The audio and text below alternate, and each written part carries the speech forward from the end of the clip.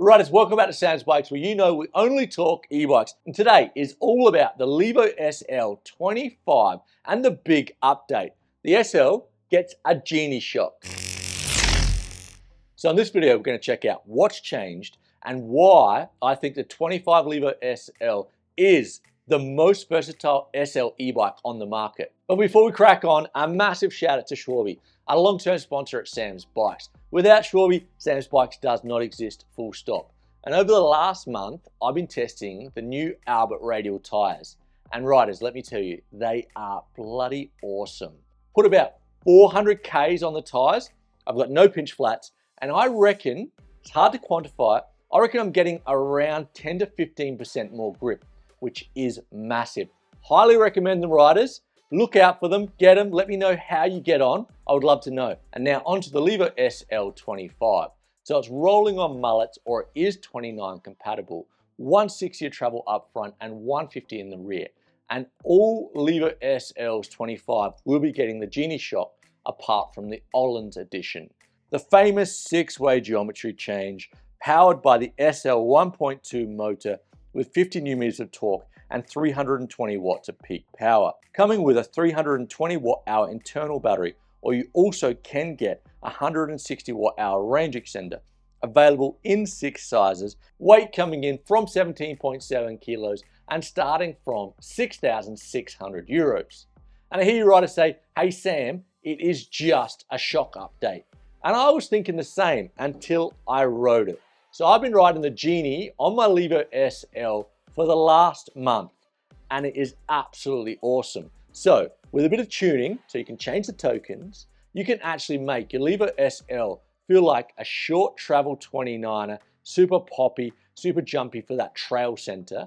And then you can also make it feel like a park bike for hitting the bike parks. So for me, it makes an already versatile Levo SL even more versatile. So what is the Genie shock? It's a Specialized invented, patent pending shock, which is a 2-stage air spring shock which provides us riders the best of both worlds. Coil-like linear spring rate in the mid-stroke and a progressive end stroke for bottom out. And how does Specialized achieve this magic? Well, the Genie has 2 positive air chambers, and combined, the air chambers are massive. This gives the first 70% of the stroke a flatter curve, making it feel plusher and more coil-like.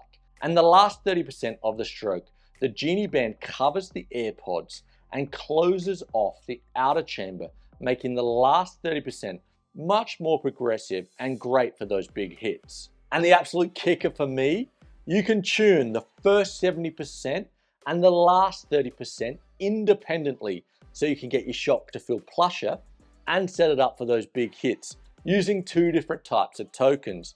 So these red tokens here tune the mid-stroke. So if you have no tokens installed, your bike's gonna feel plusher, it's gonna feel more like a mini enduro bike. Then if you have like 3 tokens installed, the suspension's gonna sit up, it's gonna be more progressive, it's gonna feel more agile and just a bit of a trail whippet. And then these smaller spaces go in the top out. So if you're doing a big drop and you're hitting and you feel you're bottoming it out, you add spaces. And if you're not much of a jumper, maybe you don't have any spaces installed at all. So now you can tune your Levo SL on one day to feel like a little trail whippet, and the next day to make it feel like a mini enduro bike just by using these tokens. I love that. And riders, you'd know if you're a fan of the channel, I am a suspension geek. I love playing around with setup. And this is super interesting.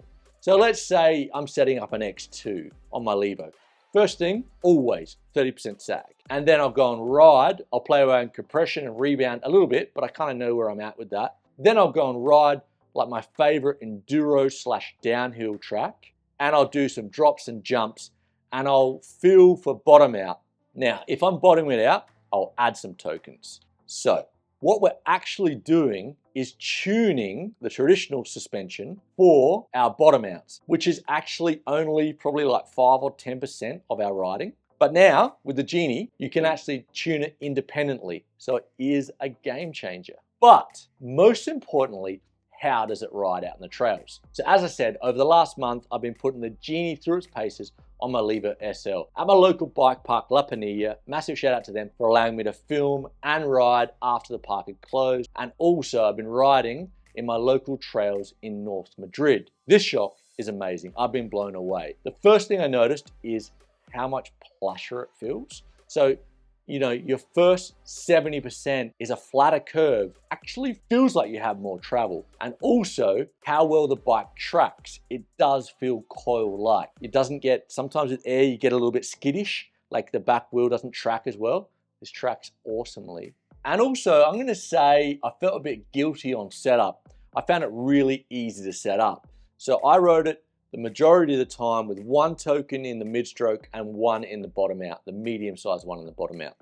And all I did was set 30% sag, and I think I had 3 clicks open on compression and around, I think 10 clicks on rebound, so rebound in the middle. And I just left it at that, you know, like it felt so good out of the box. I didn't really know where to go to make it feel better. I'm also gonna say there is a learning curve here because I didn't quite understand the tokens when I got them.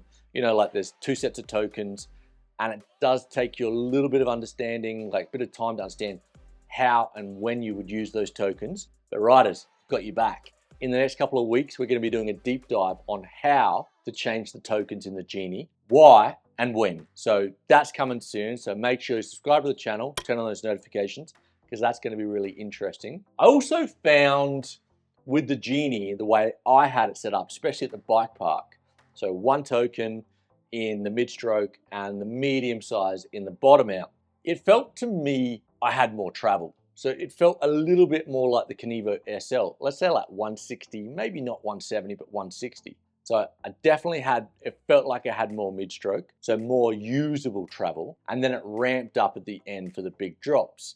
And I did a black run, like I think it's the first time or one of the first times I've done it on a trail bike, 160, 150. And the big drops and jumps, which you'll see in slow motion now, I was a bit scared to do. You know, I wanted to do it because I wanted to see how the bike would react. And the first time I did the big drop, I braced my body for impact and thought I was going to kind of get slammed. But it came down, I'm not going to say butter-like, but it definitely ramped up at the end. And I don't think I even hit it. And if I did hit the bottom out, I didn't feel it. So definitely when set up right, it does feel like you have more travel. So it's fair to say I'm blown away with the Genie shock. It's making an already great suspension platform on the Levo SL. Probably one of the best I've ridden. Even better. And it's great to see all Levo SLs in 2025, apart from the Ollens build, is going to be coming with the Genie. So we have the Levo SL Comp Aluminium, 6,600 euros. Then we have the Comp, 7,900 euros. Then we have the Expert, 9,600. Then the Ollens build, 9,900, which looks epic. Then we have the Levo SL Pro, 11,500. And then we have the all singing, all dancing Levo S Works coming in at 14,000 euros in an absolutely epic paint job. So there you go, riders. That's my first look at the Levo SL 2025 with the Genie shock. And like always, riders, if you have any questions on the Genie, Levo SL, or any other electric mountain bike, please put them in the comments because I love to help. And riders, you stay safe out there and we are going to see you soon.